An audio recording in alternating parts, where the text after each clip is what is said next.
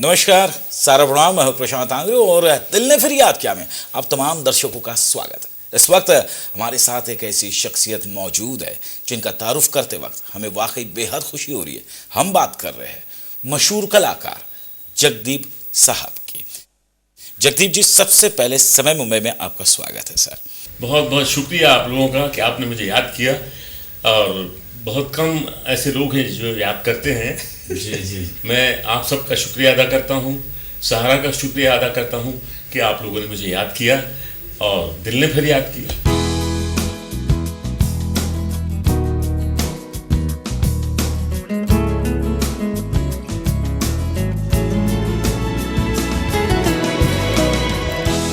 उन यादों को ही हम छेड़ने की कोशिश करेंगे। सैयद इश्तियाक अहमद जाफरी साहब से जगदीप का जो सफर है ये कब शुरू हुआ था? बाईकाला ब्रिज से मैं गुजर रहा था और वहाँ बैनर लगे हुए थे फिल्मों के, राज कपूर, अशोक कुमार, दिलीप कुमार। मैंने कहा यार ये सब कुमार और ये सब क्या है, कुछ और होना चाहिए। तो मालिक ने मुझे दिया जगदीप, ये नाम ऐसे आया। अगर शुरुआत करूं मैं सन 1949 की, तो सबसे पहली फिल्म अफसाना आपको मिली थी, आपका डेब्यू हुआ था। और उस फिल्म को डायरेक्ट जो कर रहे थे B.R. चोपड़ा साहब, जबकि वो उनका भी डेब्यू था। अफसाना का फसाना जानने की कोशिश करेंगे आपसे। जी हाँ, फसाना कुछ ऐसे भी है कि हिंदुस्तान पाकिस्तान बना और उसमें दुनिया इधर की उधर, उधर की इधर हो गई। ऐसे ऐसे कैसे कैसे हो गए और कैसे कैसे ऐसे वैसे हो गए।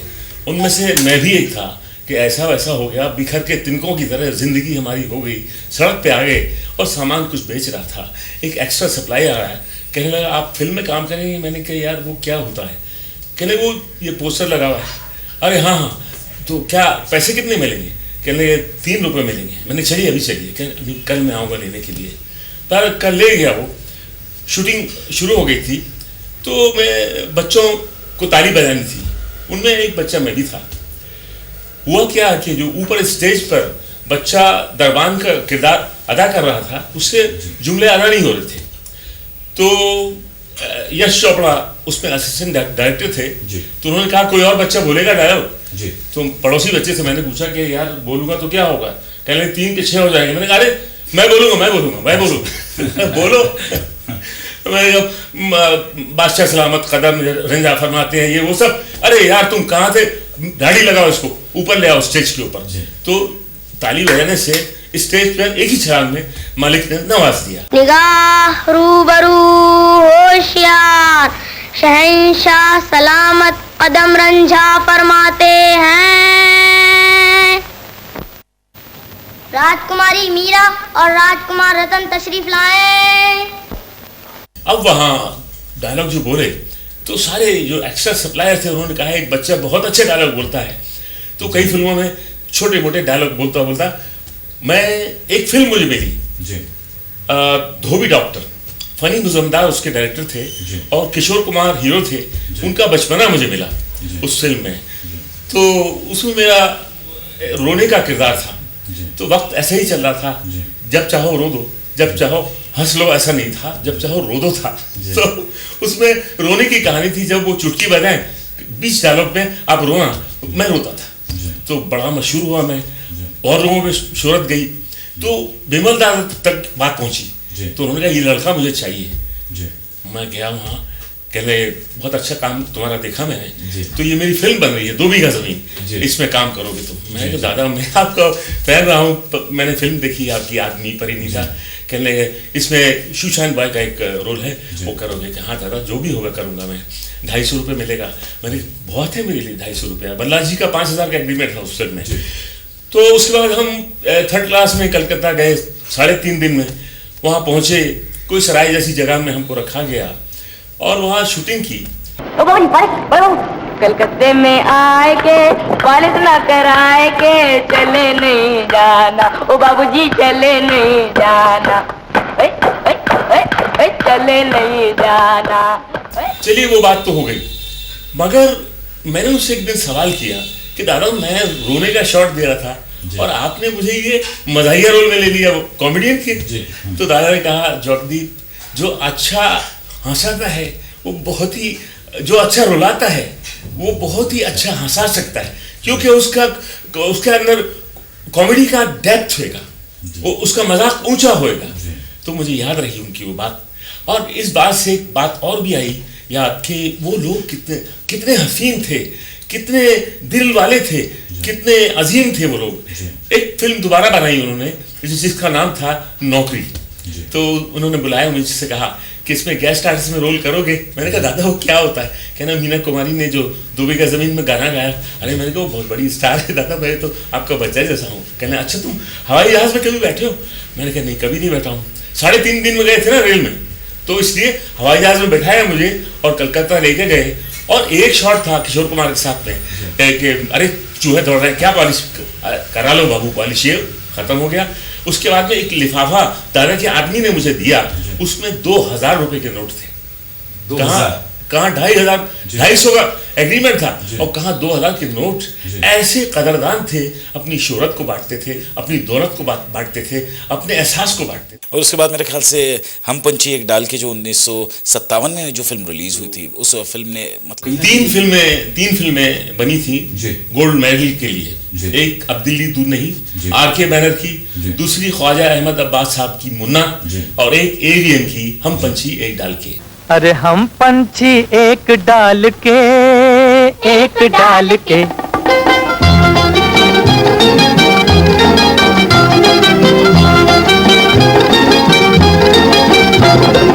हम पंछी एक डाल के, एक डाल के, होए संग संग डोले जे संग संग डोले, संग संग डोले जे संग संग डोले।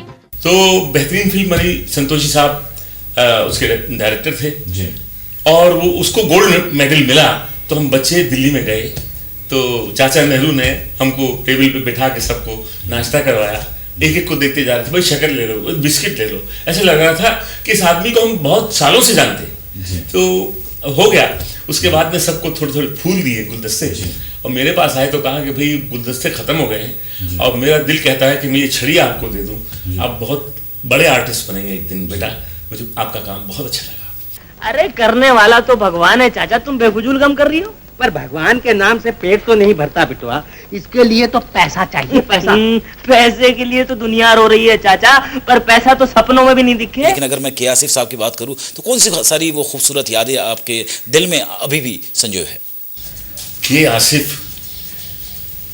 जिन्होंने मुगल आजम बनाया, ये नंगे पांव चलने वाला तन्हा इंसान अकबरे आजम है। मैं 2 बीघा जमीन में मशहूर हो गया था, तो उन्होंने मुझे बुलाया, भाई तुम बहुत अच्छे आर्टिस्ट हो और इस फिल्म में काम करने कितना लोग हैं? तो मुझे लोगों ने कहा था कि ज़्यादा कहना, दिल वाला आदमी है। मैंने कहा 2,500 रुपये दे दीजिए, आपको आपकी कीमत नहीं मालूम है, आप 3,500 रुपये और 500 रुपये अभी लीजिए और शूटिंग के लिए परसों आइएगा। बहुत अच्छे आर्टिस्ट साहब, बहुत अच्छे। तो ये उनका स्टाइल था। तो ब्लैक एंड वाइट फिल्म थी वो, लैला मजनू। जब जरूरत पड़े पैसों की तो चला जाओ, आसिफ साहब कितने? 200 रुपये अब दे दो, आसिफ साहब 500 दे दो। वहाँ एक मालिश वाला था आसिफ साहब का, कहना यार तुम चले आते हो, पिक्चर बंद हो गई, खामखा के तंग करते हो उनको। मैंने कहा भाई मुझे मालूम नहीं था यार, ये अब मैं नहीं आऊँगा कभी, आई एम सॉरी। मगर एक वक्त ऐसा आया कि जब मेरे पास एक पैसा नहीं था, मैं सोचा मैंने कि किससे सवाल करूं कि जो मुझे पैसे दे दे, इनकार ना करे। तो मुझे याद आया आसिफ साहब, तो मैं उनके घर पे गया, तो मालिश वाला फिर खड़ा हुआ था, कह रहे यार तुम फिर आ गए।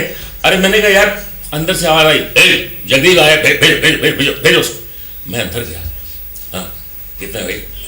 मैंने कहा 50 रुपये। ठीक है नगार, 50 रुपये दे दो। नहीं शादी हुई थी उनकी, तो वो कुछ रुक गई, तो मैं खड़ा रहा। मैंने फिर हाँ भाई कौन सी फिल्म में काम कर रहे हो? ये निगार 50 रुपये दे दो। निगार 50 रुपये दे दो। मैंने देखा कि मुगल आजम बनाने वाला आदमी 50 रुपये के लिए इतनी हुज्जत हो गई दोनों में, ये क्या वाक़या है? मैंने पैसे लिए, शुक्रिया अदा किया, बाहर आया मैं, तो वो मालिश वाला रो रहा था। मैंने कहा यार मेरे आने से यहाँ क्या हो गया, कुछ मातम हो गया, गम हो गया? नहीं भाई, ये आदमी है कि देवता है, क्या है, फरिश्ता है? घर में दोनों मियाँ बीवी बात कर रहे थे कि घर में 50 ही रुपए हैं और कोयले वाला आने वाला था, तो उन्होंने कहा हमसे ज़्यादा ज़रूरत कोयले वाले को है, ये कहा था उन्होंने। अब तुम 50 रुपए लेकर जा रहे हो, वो कोयले वाले को क्या देंगे?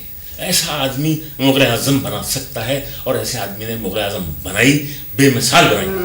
प्यार किया तो डरना क्या, जब प्यार किया तो डरना क्या, प्यार किया कोई चोरी नहीं की, प्यार किया कोई चोरी नहीं की, छुप छुप आहें भरना क्या, जब प्यार किया तो डरना क्या, प्यार किया तो डरना क्या, जब प्यार किया तो डरना क्या।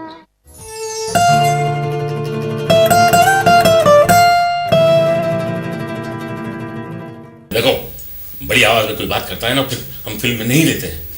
धक्का लगा मुझे। मैंने कहा महबूब साहब, आप अपनी फिल्म में एक शेर पढ़वाते हैं शुरू में, मुद्दई लाख बुरा चाहे तो क्या होता है, वही होता है जो मंजूर खुदा होता है। आप मुझे काम नहीं देंगे तो काम नहीं मिलेगा।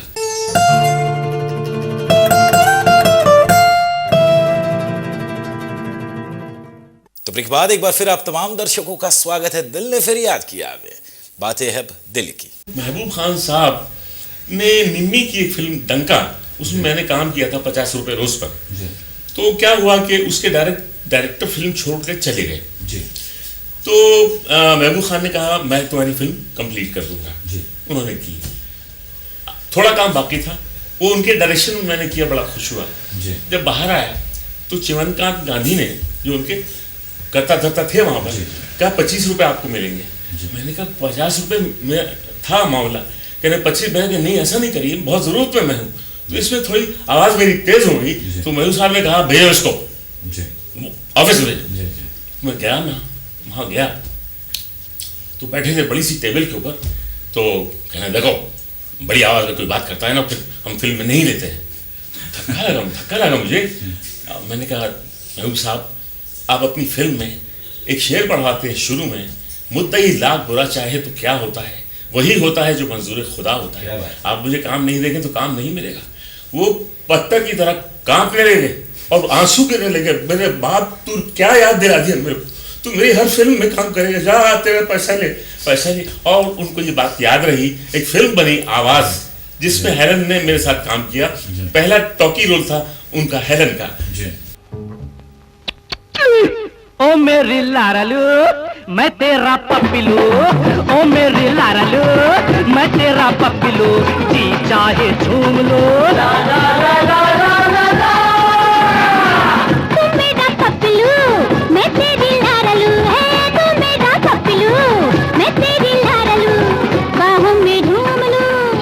ये भी एक यादगार बात है। बहरहाल महबूब साहब ने मुझे फिर याद किया, उन्होंने कहा था हर फिल्म में लूंगा तुमको। और वो फिल्म थी मदर इंडिया। और मुझे ओहजे तमाम की उन्होंने। सब राइटर बैठे थे, अली रजा और सब जो भी थे। तो कहा कि इसको बिरजू के रोल में ले लो यार, बहुत अच्छा आर्टिस्ट है ये, इसकी बॉडी ज़रा कम है लेकिन इसको ले लो। और राइटर लोग बोलने लगे कि इतने लोगों से लड़ना है, इसको कुछ रुई भर देंगे, बंडी पहना देंगे। तो कहने आप समझ सकते हैं। तो उन्होंने मुझसे कहा बेटा मैंने वादा किया था हर फिल्म में दूंगा, लेकिन इसमें ये फाइट करने का झमेला पैदा हो गया है, लेकिन आगे फिल्म है ना फिर उसमें करेंगे। तो ये लोग अपनी बात को निभाते थे। और मदर इंडिया से अगर मुतल्लिक अगर बात है तो सुनील दत्त साहब के साथ भी काफ़ी सारी खूबसूरत यादें हैं। जानने की कोशिश करूंगा आखिर वो दिली बातें कौन सी थी आपके और सुनील दत्त साहब के बीच की। सुनील दत्त साहब जब 2 बीघा जमीन रिलीज हुई तो रेडियो सिलोन पे काम करते थे वो। तो सबका इंटरव्यू ले रहे थे कि फिल्म कैसी है 2 बीघा जमीन। मेरे पास भी आए कि भाई तुम मेरे यहाँ आना, तुम्हारा इंटरव्यू करना चाहता हूँ रीगल सिनेमा। तो मैंने हाँ कर दी। अब मैं कहाँ से जाता, वहाँ जाने का पैसा मेरे पास था नहीं। तो बहरहाल एक दिन बस में मिले। मैंने कहा वो इंटरव्यू, कहने नहीं मैंने छोड़ दिया है और मैं फिल्म में हीरो बन गया हूँ। मैंने कहा अरे वाह आप हमारी लाइन में आ गए, वेरी गुड। तो उस फिल्म में मैं भी काम कर रहा था, मुझे मालूम नहीं था हीरो कौन है। उसका नाम था रेलवे प्लेटफॉर्म, डायरेक्टर थे रमेश साइगल। तो उसमें मैंने देखा, अरे मैंने कहा भल्ला जी आप, कहना यही फिल्म है वो, तो हम साथ में काम कर रहे हैं। उसमें काम किया फिल्म में। वो फिल्म फ्लॉप हो गई पूरी तरह से। तो एक और फिल्म बनी किस्मत का खेल, उसमें सुनील दत्त साहब थे विजयंती माला के साथ, तो उसमें भी मैं था। वो पिक्चर भी पिट गई। तो ऐसा लगा, लोगों ने कहा कि यार ये कुछ लकी हीरो नहीं है। मगर मैंने उनको एक जगह देखा, महबूब स्टूडियो में एक फाइल लेकर खड़े हुए थे। अरे मैंने कहा बल्ला जी आप यहाँ खड़े, क्या बात है? कह रहे यार मुझे बल्ला मत कहो, अब मेरा नाम सुनील दत्त है और ये फाइल जो है ये बदर इंडिया की है, बिरजू का रोल मैं कर रहा हूँ। मैंने उसको मुबारकबाद दी और मैं चला गया। ये यादों के बड़े अच्छे साथी हैं। और एक वक्त ऐसा भी आया जब लाइफ टाइम अचीवमेंट का अवार्ड उनके हाथों से मुझे मिला, तो वो भी रो दिया, मैं भी रो दिया।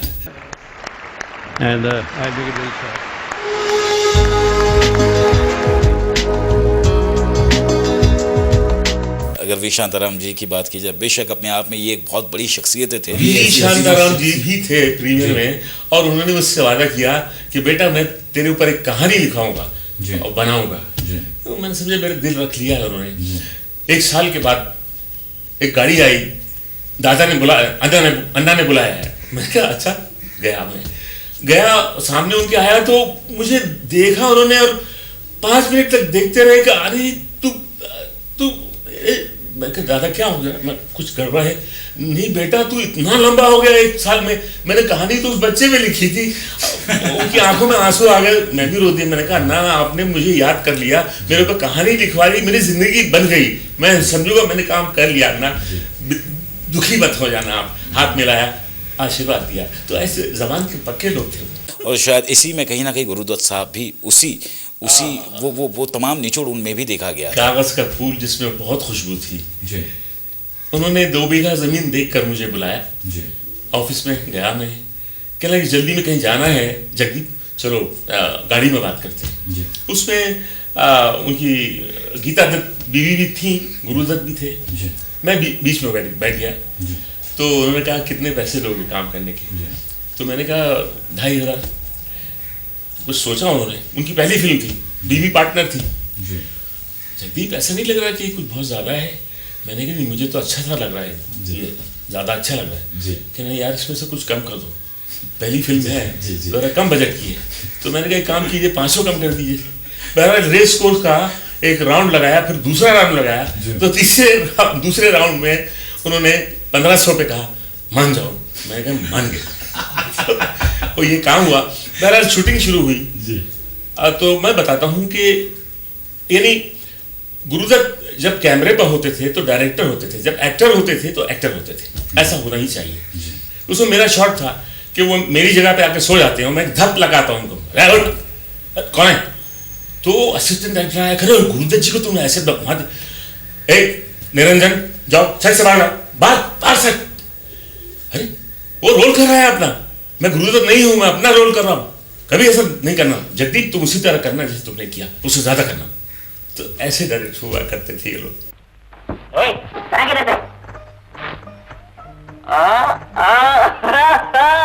क्यों मजनू भाई, और फिर मिलेगी नहीं?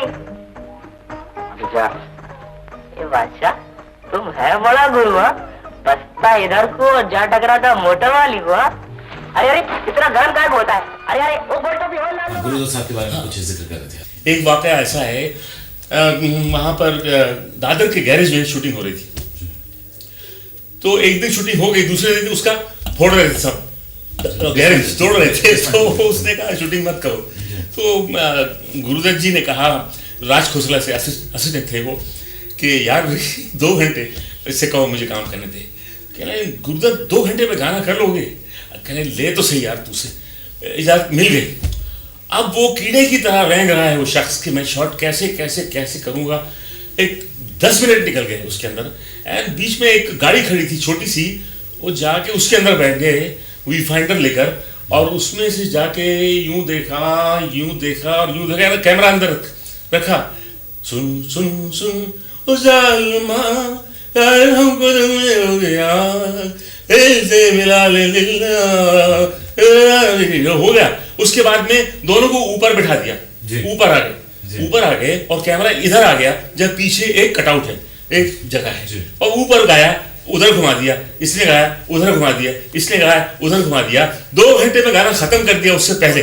सुन सुन जालिमा प्यार हमको तुमसे हो गया, दिल से मिला ले दिल मेरा, तुझको मेरे प्यार की कसम। जा जा जा जा बेवफा, कैसे प्यार कैसे प्रीत रे, तू ना किसी कमीत रे, झूठ तेरे प्यार की कसम। और इसी फेरिस में मेरे ख्याल से कहीं ना कहीं देव साहब के साथ में भी आपकी बहुत खूबसूरत केमिस्ट्री और एक ट्यूनिंग थी।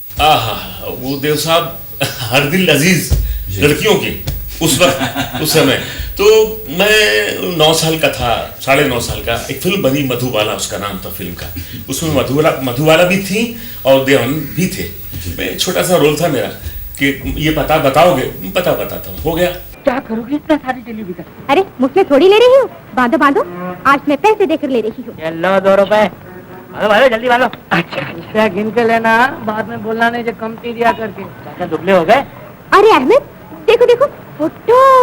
उसके बाद एक फिल्म बुलेट बनी, उसमें मैं बूढ़ा बना हुआ था, दाढ़ी मूंछें लगा के। 2 शादी कर चुका हूँ, तीसरी की तलाश है, ऐसा कुछ सीन था। तो बहरहाल उनके साथ मैंने काम किया और वो सीन मुझे इसलिए अच्छा लग रहा था कि मैं बूढ़ा हूँ और अभी तक जवान है। मैंने उनसे पूछा, वो मधुबाला फिल्म में मैंने एक रोल किया, अरे यार वो पुरानी बातें याद मत दिलाया करो, मत दिलाया करो। मैंने कहा आई एम सॉरी, मैं समझ गया, वापस देखना नहीं चाहते हैं। ऐसे थे वो। उनका शॉट देखिए। बेटी आपके हवाले करे देती हूँ। तो लाइए, दीजिए मुझे 50,000 रुपए। देते हैं 50? जी हाँ, 50,000। 50,000? 50,000? 50,000 रुपए? अबे कहाँ से लाएगा 50,000 जफरुल्लाह खान? खान साहब? खान कौन है? कौन है? इस वक्त हमें कोई ना पुकारे, हम अपनी परेशानियों में गर्क हैं।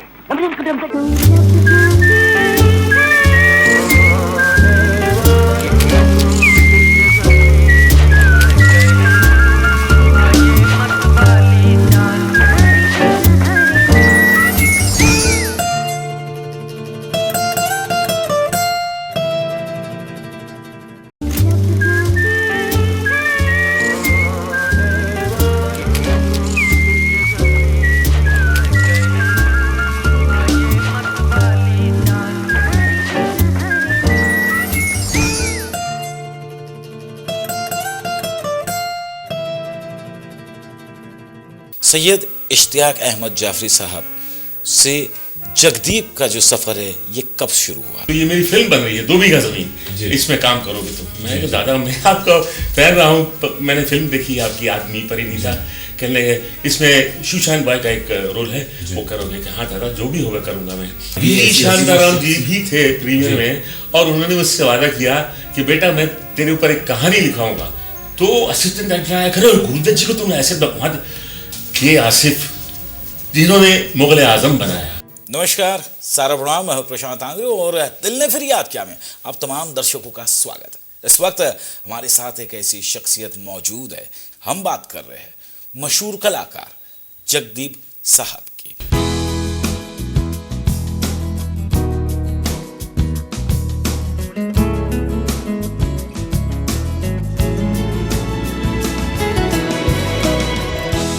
उन यादों को ही हम छेड़ने की कोशिश करेंगे। मेरे ख्याल से दिलीप साहब से भी काफ़ी आपके बहुत गहरे रिश्ते रहे हैं, जज्बाती तौर पे, कलाकार के तौर पे, एक पारिवारिक मित्रता के तौर पे आपके उनके साथ रिश्ते रहे।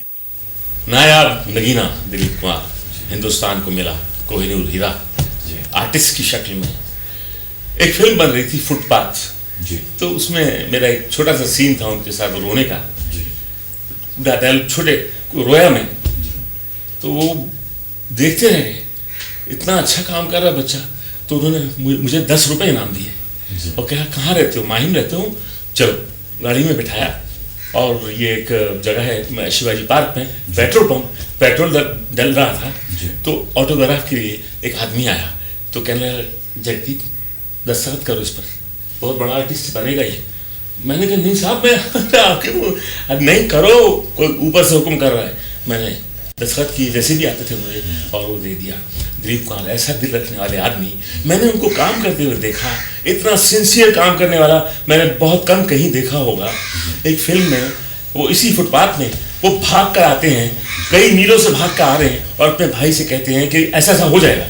तो उन्होंने कहा कि मैं एक राउंड लगाता हूँ, रंजीत स्टूडियो में वो दौड़े, जोर जोर से दौड़े और कहा अब खोलो कैमरा, अंदर आता हूँ मैं। और कैमरा खोला और उन्होंने 2 पेज के डायलॉग सांस लेते लेते कह दिए, वो खत्म हो गया। तो डायरेक्टर ने कहा यार आपने इतना ये किया, लोग हंस रहे थे बाहर, जवान लड़के। तो डायरेक्टर ने कहा ऐसा क्यों किया आपने? कह रहे 2 पेज के डायलॉग मुझे याद रह सकते थे लेकिन सांस लेना मैं भूल जाता। इतना सिंसियर आर्टिस्ट, क्या बात है। महमूद साहब के साथ में आपने काफी लंबे समय तक काम किया है। हाँ, महमूद बेहतरीन कॉमेडियन। 2 बीघा जमीन में पहली मरतबा उनसे मिला मैं बच्चा था, वही 9-10 साल का। वो बड़े, उसमें एक शॉट दिया था उन्होंने, चाय गरम, पुराने पे कुछ डायलॉग बोला है, लेके जाते हैं वो चना गरम सामने से, एक ये शॉट था उनका उस फिल्म में। यहाँ से मैंने उनकी मुलाकात हुई थी। अफसोस ये है कि मैं उनके साथ कभी काम कर नहीं पाया, क्यों ऐसा हुआ। और महमूद साहब और आर.डी. बर्मन में दोस्ती बहुत थी, तो रेस खेलने जाते थे पूना, तो मुझे भी बिठा लिया, मैं भी कुछ खेलता था रेस। हम चले जा रहे थे तो सफर में धुन बन रही आर.डी. बर्मन,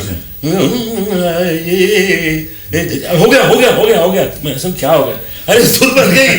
तो इस तरह से धुन बनती थी। आर.डी. बर्मन ये इस तरह के लोग थे और क्या काम दिया है उन लोगों ने, क्या काम किया है उन लोगों ने। Wonderful people. बेशक, इसमें कोई दोहराए दिल ने फिर याद किया। बेशक वाकई आपके दिल ने भी उनको याद किया, ऐसी असीम लोगों को। लेकिन जिस प्रकार से अगर कॉमेडी का एक दौर शुरू हुआ, उसके बाद में कई सारे फनकार हैं, जैसे अगर हम जॉनी वॉकर साहब की बात की जाए तो मेरे ख्याल से जॉनी वॉकर साहब उस वक्त आप, उस वक्त महमूद साहब थे, तो एक दौर था, कहीं ना कहीं एक हेल्दी कॉम्पिटिशन था आप लोगों को। बहुत हेल्दी कॉम्पिटिशन नहीं था, एक हेल्दी तगोदौ थी, पाने की तलाश थी, शोहरत की और आर्ट में आगे बढ़ने की। तो मैं वो एक गार्डन था माहिम में, चैकनाका था बॉम्बे का, वहाँ जहाँ आज बस डिपो है, तो मैं और वो माहिम में रहते थे। 3 रुपए में वो भी काम करते थे, 3 रुपए मैं भी काम करता था। तो हम शाम को बैठ के अपने सीन सुनाया करते थे, आज मैंने ये किया, आज मैंने वो किया। होते होते क्या हुआ कि फिल्म आर पार शुरू हुई और उसमें फिर जॉनी वॉकर साहब के साथ मैंने काम किया। गुरु जी ने उनको एक गाड़ी इनाम में दी, तो उनके साथ बड़ी हसीन यादें हैं।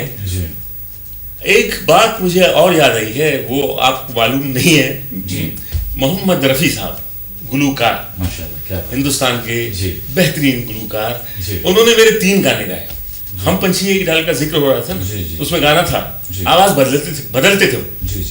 हम पंछी एक डाल के,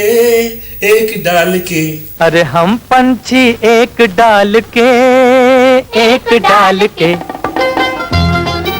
जब मैं थोड़ा और बड़ा हुआ, 16 साल का, चली चली रे पतंग मेरी चली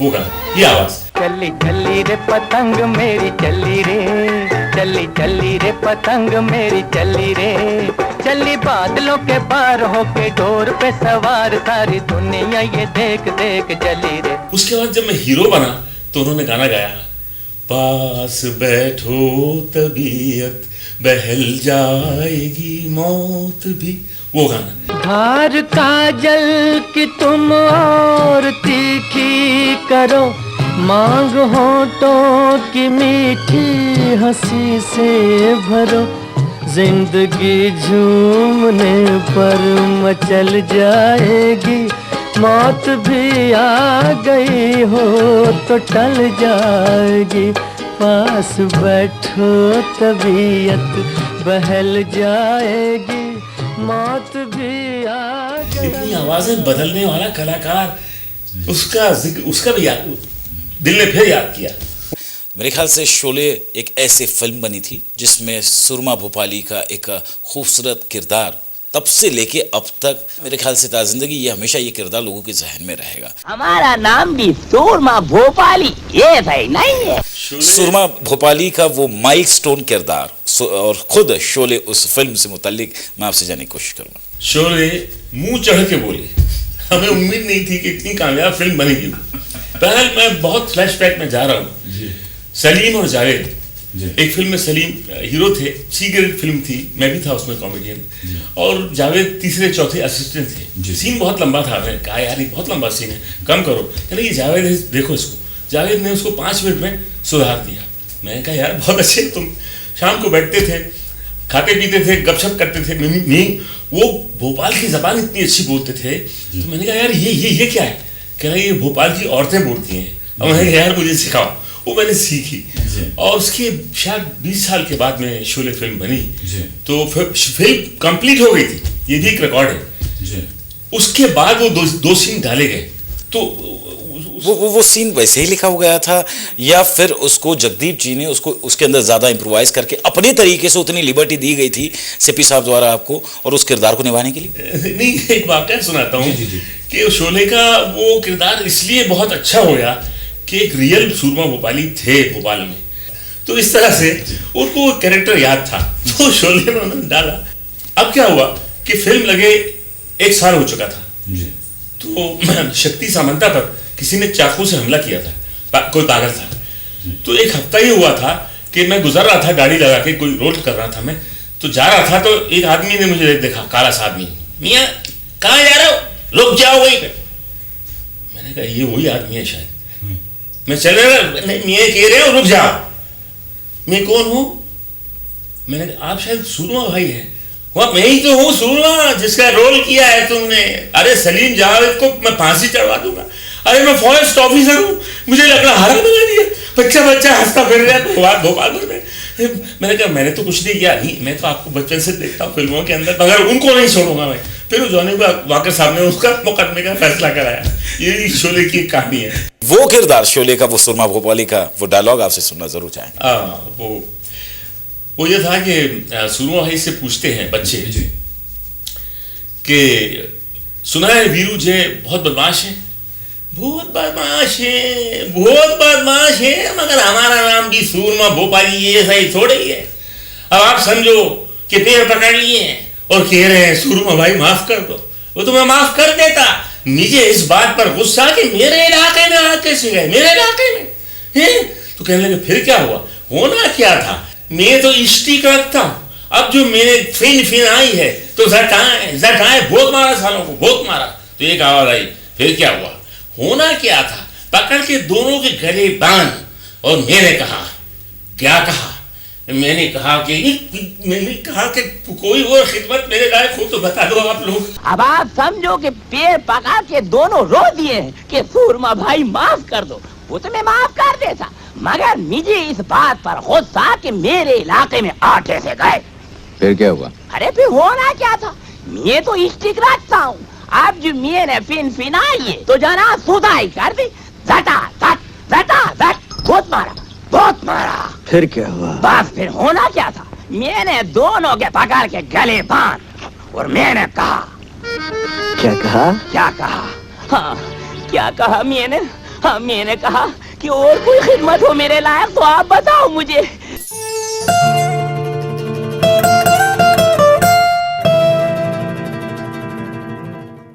अब म्यूजिक डायरेक्टर ने कहा कि रफी जी हम चाहते हैं अब तो नीर बहाले का नोट लगे, ये हमने इस तरह बनाया है। तो एक काम करना जगदीप, अभी म्यूजिक ले लो, अगले हफ्ते तैयार होके आऊंगा और गाऊंगा।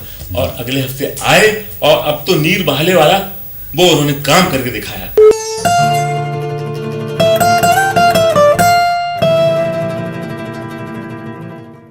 तो ब्रेक के बाद एक बार फिर आप तमाम दर्शकों का स्वागत है। दिल ने फिर याद किया हमें, आइए और भी बहुत सारी बातें जानते हैं जगदीप जी के अपने दिल से।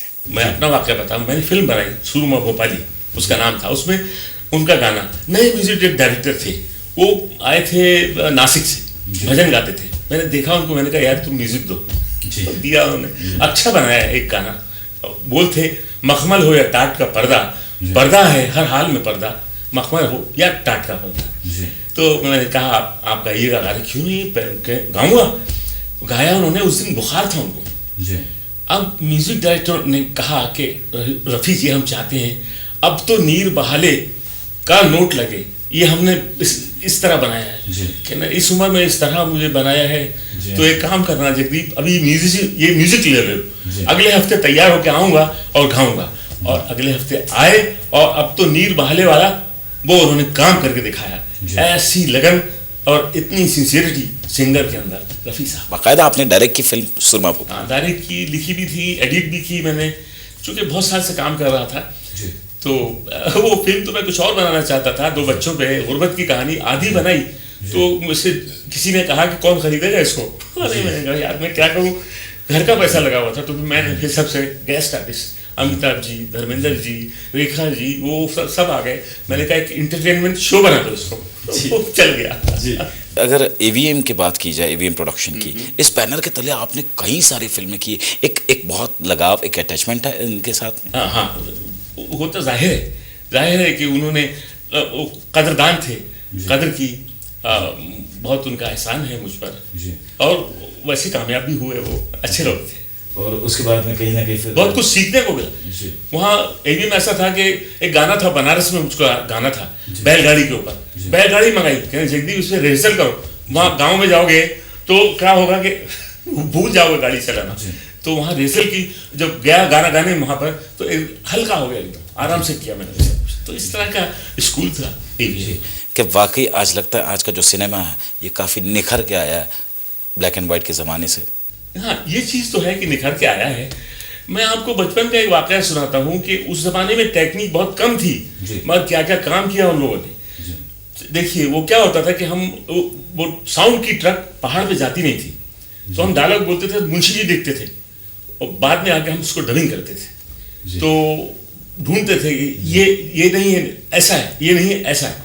तो वो चीज़ मेरे काम आ गई फिल्म कालिया में। उसमें अमिताभ बच्चन गाड़ी तोड़ रहे हैं, ये टूटा वो, 3 दिन शूटिंग चली। अब क्या बोलूँ, कहाँ तक करूँगा। तो मैं याद आया मुझे कि वो डायलॉग कुछ बन जाएंगे, तो मैंने ये सब किया मैंने। अब जब वो एडिटिंग हो के आया तो मैंने देखा कि अरे कल पागल खान से आए हो क्या, अरे लोहे का सलिया है, अरे टूट जाएगी। वो पूरा सीन बोल रहा है वो आदमी, तो इसको अमिताभ बच्चन देख के बाजते थे जब हंसरा नहीं थे। कहते यार ये मैंने सोचा भी नहीं था कि इतना सारा बोलेगा वो। उधर उधर नहीं, मैं उधर जाऊं। अरे ये रिवर्स कैसा है, दरवाजा मार दिया। दरवाजा क्या भैया? कच्ची सड़क आ गई। ब्यूटीफुल ड्राइव, कच्ची सड़क, ठंडी सड़क, लेकिन पुल अरे गिर जाएगी नीचे, गिर जाएगी। जान दे मटको, मटको जान दे, मटको जान दे। तो ये वो काम आती है वो बात जी। और हमेशा ये देखा गया है कि आपने अपना पर्सनल जो है एक इनपुट, हमेशा आपके किरदार हो उसके अंदर आपने हमेशा कुछ ना कुछ योगदान जरूर दिया है। हाँ, वो एक गॉड गिफ्टेड चीज़ है। और मगर इसमें मैंने हमेशा ये ख्याल रखा कि मैं उस किरदार को निभाऊं, उसके साथ चलूं, कहानी को डिस्टर्ब नहीं करूं, फिल्म को डिस्टर्ब नहीं करूं। अब मैं हूं बस, और नहीं, पूरी फिल्म होगी तो मैं हूँगा। इस तरह करता था। और मैं ज़्यादातर ध्यान रखता था किसान के गाँव का, भाई लोगों का, वो जो वहाँ है वो किस तरह हंसते, उनको कैसा मजाक चाहिए। बॉलीवुड में तब्दीली जो आज देखी जा रही है, कितने इस तब्दीली से आपको इत्तेफाक है? देखिए तब्दीली एक पर्दा और आई थी, और वो था पूना इंस्टीट्यूट। वहाँ से कलाकार आए थे, तो उन्होंने ग्रुप बना लिया था, शत्रुघ्न और कौन सब। तो हमको देखते थे कि जैसे पता नहीं कौन है हम लोग। वो डिग्री लेके आए थे ना, वो 1 साल नहीं चले वो लोग। उसके बाद में हमको लिया साथ में, तब वो चले। बुजुर्गों ने किया था कि ज्यादा दारू पीने से हाथों में कपकपी आ जाती है, मगर ये कपकपी थैली यहाँ अच्छी दिख रही है। ये मेरी उंगलियां जो है ना, ऑटोमेटिक मसाज की मशीन बन गई है। कैसा लग रहा है? तो हिंदुस्तान का जो दर्शक है वो बहुत परखने वाला है, अच्छी चीज को परखता है। अगर कोई बोले कि यार उस सेट पे पीछे फटा हुआ है वो, अबे छोड़ना, वो सामने क्या कर रहा है वो देख। और कोई बोले कि यार बड़ा अच्छा डांस कर रहा है, अरे छोड़ना, कहेगा कुछ भी नहीं है, चल। तो वो जानते हैं सिनेमा, लेकिन सिनेमा बनाने वाले उनको कम जानते हैं। अगर उनको जान ले तो क्या कभी ये नहीं दिल में ख्याल आया कि मैं भी टेलीविजन करूं? हाँ, बहुत ख्याल आया, लेकिन शायद टेलीविजन ने मुझे क्यों याद नहीं किया है। अब आपके माध्यम से मैं कहूँगा बहुत काम का आदमी हो यार मैं। ये शिकवा जरूर है। शिकवा नहीं है, उनकी मर्जी है जी। जो जैसा चाहे, बट बहुत काम का हूँ मैं, जानता हूँ मैं। जी। अगर पूरे फिल्म इंडस्ट्री के आपके सफ़र के बारे में जानने की कोशिश करेंगे कि उस वक्त में और आज के दौर में वो कौन सा एक्टर आपका पसंदीदा था? उस दौर का तो दिलीप कुमार ही को कहेंगे। और आज के दौर में? आज के दौर का मैं समझता हूँ कि दो हैं, टाई हैं जी। एक शाहरुख खान, एक आमिर खान। तो चलिए आपके दिल की बात जानने की कोशिश करेंगे। क्या वालिदैन से आपने क्या सीखा, क्या था? मैं वो लम्हा याद कर रहा हूँ जहाँ अफसाने में ताली बजाने पे गया था मैं। मेरी माँ बुर्का पहनती थी, नकाब वाला, तो बैठी थी, कुछ दुआ कर रही होंगी। ताली मारते मारते मैं लाइमलाइट में चला गया। बहुत याद आती है, और उनकी सरपरस्ती में, उनकी दुआओं ने मुझे बनाया। और अगर आपके दौर और आपके सफ़र की बात की जाए, ज़िंदगी में कोई मलाल है? मलाल देखिए, हज़ारों ख्वाहिशें ऐसी कि हर ख्वाहिश पे दम निकले ऐसा है जिंदगी, लेकिन मलाल नहीं करना चाहिए। जिंदगी हर सूरत में कबूल कीजिए, उसको एंजॉय कीजिए, उसका शुक्र कीजिए। जिस प्रकार से जगदीप साहब जी ने जितनी सारी खूबसूरत यादें, शायद ये वो बातें हैं जो दिल से यहाँ से उनकी निकली है आप लोगों के दिल तक का पहुँचने के लिए। बहुत बहुत शुक्रिया Jagdeep ji. Sir, it's a pleasure and honour to have you on this show. दिल ने फिर याद किया। बहुत बहुत शुक्रिया सर। बहुत अच्छा है कि दिल ने फिर याद किया, ये नाम ही बेहतरीन है। बहुत शुक्रिया आप सबका भी। आपने देखा, समझा, परखा, कुछ सीखा तुमने, कुछ सीखा मैंने, अच्छा था। और चलते जिस प्रकार से चलते चलते एक बार फिर हम अपने मेहमान का शुक्रिया अदा करेंगे, जगदीप जी का। इतनी सारी खूबसूरत यादें बांटी, आप तक का उन बातों को पहुंचाया, आपके दिलों को छूने की कोशिश की, अपने दिल की बातें छेड़कर। फिलहाल आज बस इतना ही, लेकिन अगली बार जब हम मिलेंगे किसी और शख्सियत के साथ, उनके दिल को छेड़ने के लिए, दिल ने फिर याद किया।